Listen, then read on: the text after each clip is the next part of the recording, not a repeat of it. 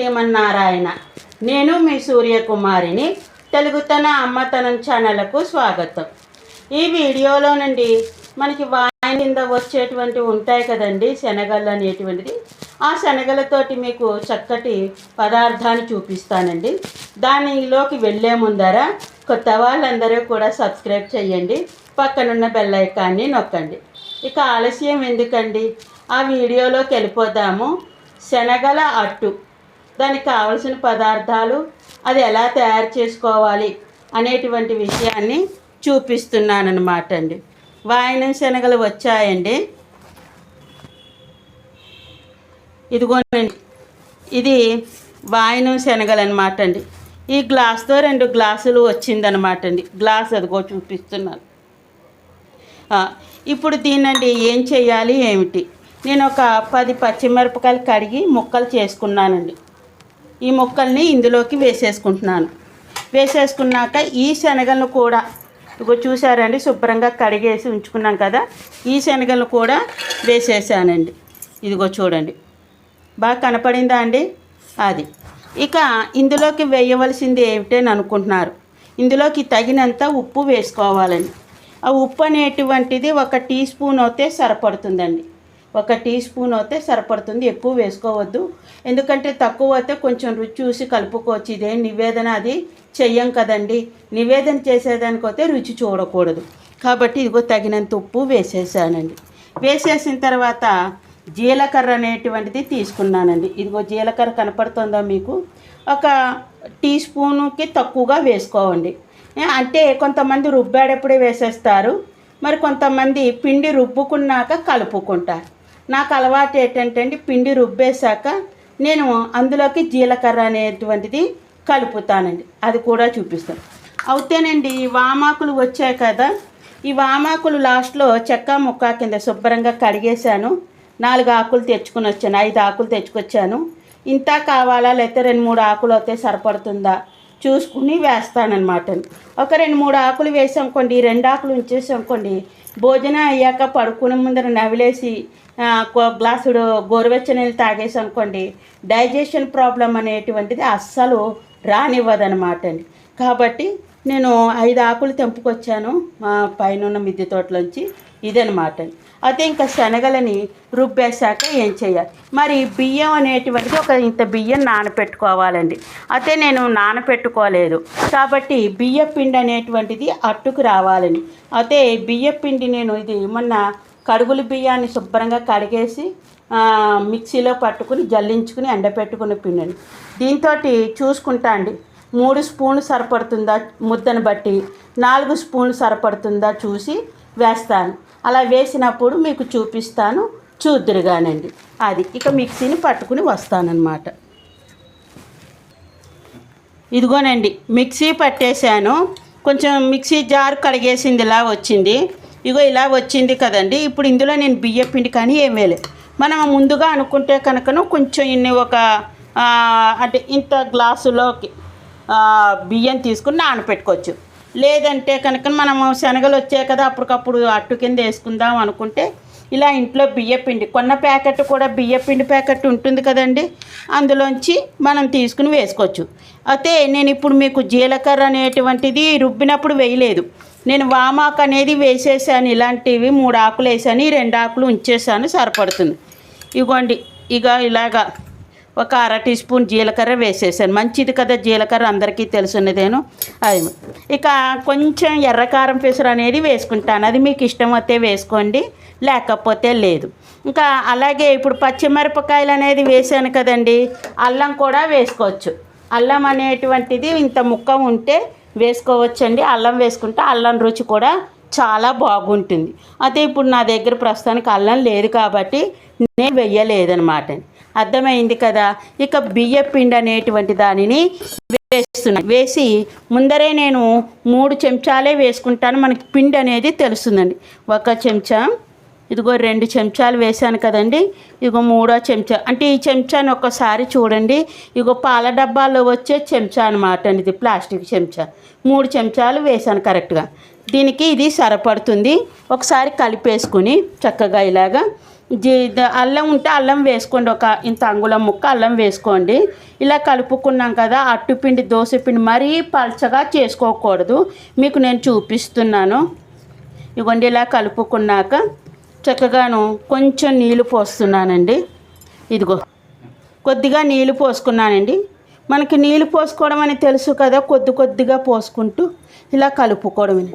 ఇప్పుడు ఉప్పు అది సరిపడిందో లేదో అట్టు వేసుకునే ముందరే చూసుకోవాలండి. ఎందుకంటే సరిపడిందంటే అక్కర్లేదు, కొంచెం చప్పగా అనిపిస్తోంది అనుకుంటే కనుకను ఉప్పు అనేది కలుపుకోవాలి. కొంచెం ఉప్పు అనేది చూపిస్తున్నాను, మళ్ళీ మరీ చప్పగా ఉన్నా బాగుండదు కదండి.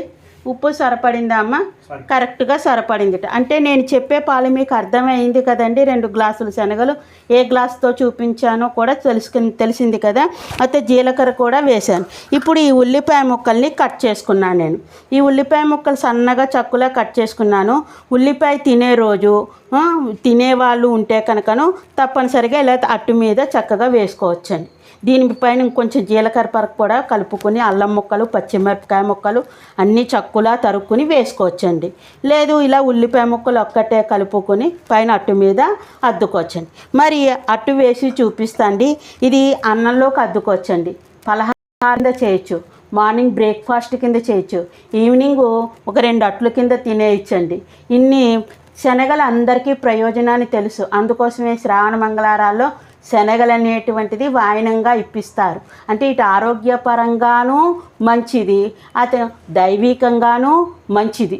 గురువు బలాన్ని పొందడానికి శనగలు అనేటువంటిది మనం ఒక వాయనం కింద ముత్తైదువులకి ఇస్తున్నాను. అయితే అట్టుని వేసి చూపిస్తాను ఎలాగంటే. ముందర ఇంకో పెద్ద పెనం, ఇనప పెనాన్ని తెచ్చుకున్నానండి. స్టవ్ వెలిగిస్తాను, పెనం కాలేదాకా హైలో పెడతానన్నమాట అండి. అది హైలో పెట్టి పెనం కాలిన తర్వాత అట్టు అనేది వేసి చూపిస్తానండి. ఇదిగోండి పొయ్యి వెలిగించేసాను, పెనం వేడెక్కింది. మీకు నూనె వేస్తున్నాను అనమాట అండి. కొంచెం పెనం మీద ఇలా నూనె వేసుకుని అట్ల కాడతోటి ఇలా అనుకోండి. ఇలా అనుకున్నాక మనం మొదటి అట్టు మరీ పల్చగా వేసుకోకూడదండి, ఎందుకంటే అంత తొందరగా రాదు. కాబట్టి ఇదిగో మీకు గట్టితో పిండి తీసాను, పిండి తీసి ఇదిగో ఇలా వేశాను. మంది కదా కాలింది పెనం. ఇప్పుడు దీన్ని ఇలాగ జాగ్రత్తగా, అంటే మరీ పల్చగా నిలపద్దండి, ఫస్ట్ అట్టు కదా, కొంచెం ఎంత లేదన్నా సరిగ్గా రాదు అది. కాబట్టి ఇలాగ ఉంచుకుని మీడియంలోకి మంట పెడతాను. మరి హైలోకి పెడితే రుచి అనిపించదు ఎందుకో నాకు. కాబట్టి మీడియంలోకి మంట పెట్టాను, పెద్ద పొయ్యి మీదే వెలిగించానండి. ఇదిగో ఇలాగ ఉంచుకుంటే అది. ఇప్పుడు కాలిన తర్వాత అండి నేను ఉల్లిపాయ ముక్కలు వేస్తాను. కొంచెం కాలిన తర్వాత ఉల్లిపాయ ముక్కలు అనేది వేసి చూపిస్తానన్నమాట. ఇదిగోండి జాగ్రత్తగా ఇలా తీసుకుంటే మంచిగా వచ్చేస్తుంది. దీన్ని ఇలా తిరగేసేసి మామూలుగా తీసేసుకోండి. ఇది ప్లెయిన్ దోశ అయిపోతుందండి. అయితే ఇప్పుడు మామూలుగా ఉల్లిపాయ దోశ తీసి చూపిస్తాను ఎలాగో చూడండి. ఇంక ఇప్పుడు నూనె వేసుకోకపోయినా పర్వాలేదు, ఇలాగ వేసేసి ఇగో ఇలాగ జాగ్రత్తగా కలుపుకొని సగం కాలాక వేస్తానండి అట్టుని. ఇలాగ అంటే మామూలుగా అయినా వేసేసుకోవచ్చు, మన అనువుగా ఉండేదాన్ని బట్టి. ఇలాగ ఉల్లిపాయ ముక్కల్ని చక్కులా ఉంది కదా ఇలా వేసేసి ఇలా అద్దేసేసి, ఇంకా దీన్ని తిరగేయకూడదండి, బాగా కాలనిచ్చాక ఫోల్డ్ చేసేసి పెట్టేసుకోవడమేనండి. అర్థమైందో అదనమాట. అదైతే బాగా కాలిన తర్వాత ఒకసారి తిరగతీసి చక్కగా వేసి ఇందులో ఇగో నేను ఉల్లిపాయ ముక్కలే వేసుకున్నాను. కారం ఇష్టమైన వాళ్ళు 2 పచ్చిమిరపకాయలు, అల్లం ముక్క శుభ్రంగా చక్కులా తరుక్కొని చుట్టూరు వేసుకుని చక్కగా కాల్చుకోవచ్చండి. అట్టు తిరగతీసిన తర్వాత మరలా చూపిస్తానండి. ఇలా నూనె కూడా వేసేసాను, కొద్దిగా ఇలాగ అనుకుంటే చాలు, 1 స్పూన్ నూనె అనేటువంటిది పడుతుందన్నమాట అండి.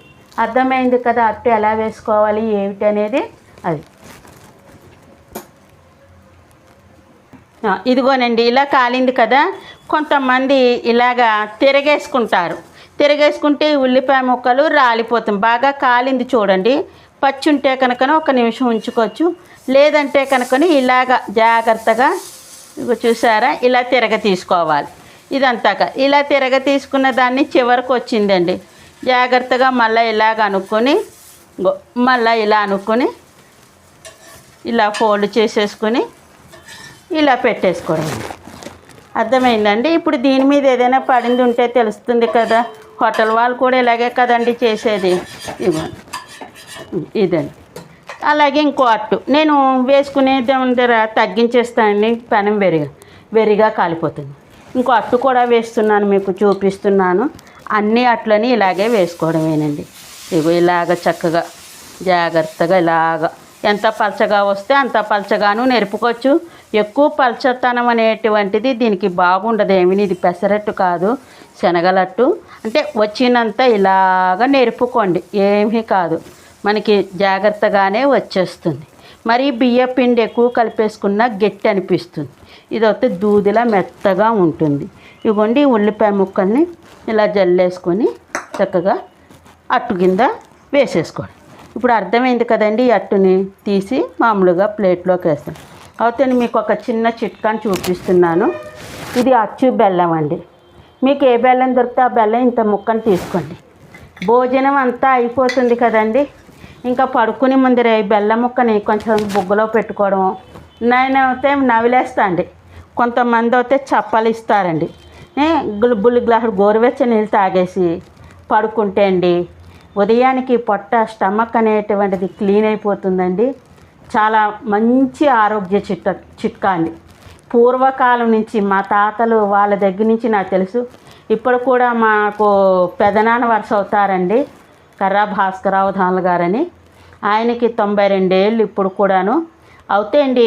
ఎవరింటికి వెళ్ళినా అంటే మా చుట్టాల ఇంట్లో ఎవరింటికి అమ్మడు చిన్న బెల్లం ముక్క ఇయ్యమ్మ అంటే అనేవారండి. రాత్రి 9 గంటల వేళ ఆ బెల్లం ముక్కను బుగ్గలో పెట్టుకుని చెంబు నీళ్ళు, రాగి చెంబుతో నీళ్ళు అక్కడ పెట్టేస్తే గుక్కు నీళ్ళు తాగి మళ్ళీ పొద్దున్నే లేచి ఆ నీళ్ళు తాగి వాళ్ళ కాలకృత్యాలు తీర్చుకునేవారు. కాబట్టి అంత మంచి చిట్కా అండి ఇది. మీరందరూ కూడా ఆరోగ్యానికి సంబంధించింది ఆచరిస్తారని భావిస్తున్నాను. మరి శనగలు అట్లనేటువంటిది ఎలా వేసుకోవాలి ఏమిటనేది తెలిసింది కదండి. ఇగో మీకు జూమ్ చేసి అట్టు చూడండి మరొకసారి. ఇగో దీంట్లోకి నంజంటారా, ఏమీ అవసరం లేదండి. కావాలంటే మన చిన్న ఆవు పిండి పిసరో, లేకపోతే ఇవ్వండి నేను ఇక్కడ చిన్న టమోటా పచ్చడి చేసుకున్నాను. ఇలాంటి టమోటా పచ్చడో ఏదో ఒకటి నంచుకోవచ్చండి. అర్థమైంది కదండి. మీరు కూడా శనగలు అట్టు అనేటువంటిది వేసుకుని ఎలా వచ్చింది ఏమిటి అనేటువంటిది కామెంట్స్ రూపంలో తెలియజేయండి. మరి ఇక అందరూ కూడా లైక్ చేయండి, షేర్ చేయండి, మీకు తెలిసిన వాళ్ళ చేత సబ్స్క్రైబ్ చేయించండి.